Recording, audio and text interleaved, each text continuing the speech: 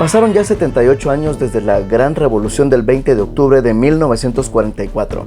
El pueblo estaba cansado de la tiranía de Jorge Ubico y la recién llegada al poder de Federico Ponce Báidez, quien a todas luces seguía siendo un títere del depuesto Ubico. Hoy les hablaré un poco sobre la vida de María Chinchilla Recinos, oriunda de Jutiapa y quien fue una de las mártires del 44. María Chinchilla fue una maestra y militante entre las mujeres católicas de alcurnia de ese entonces y la docencia.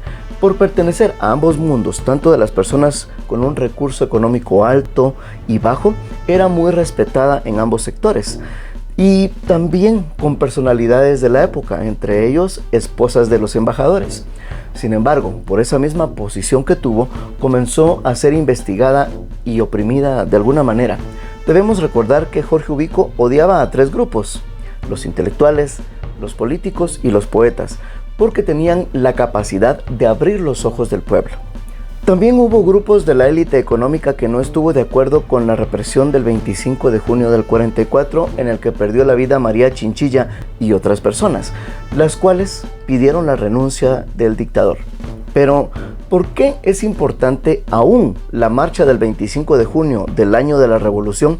La respuesta es sencilla: la gente quiso recuperar a su país de la tiranía de esa época. Jorge Ubico era un hombre muy prepotente y vanidoso.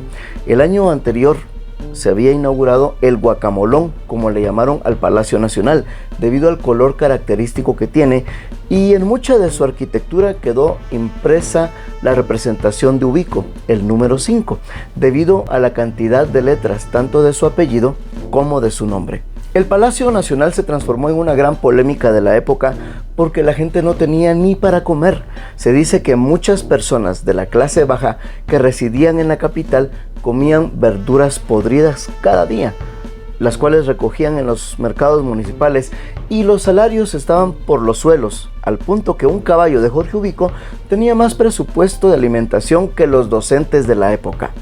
Entonces, tanto universitarios, docentes, empresarios y el pueblo en general estaban en desacuerdo con todo lo que acontecía en aquella Guatemala del año 44.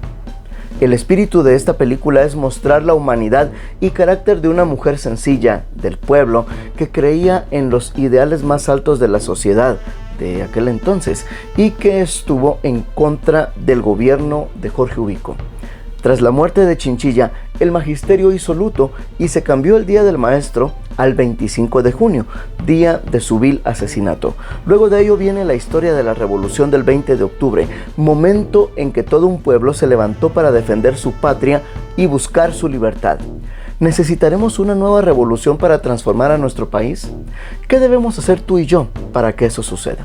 Te invito a que busques en YouTube la película completa y conozcas un poco más sobre la historia de nuestro país.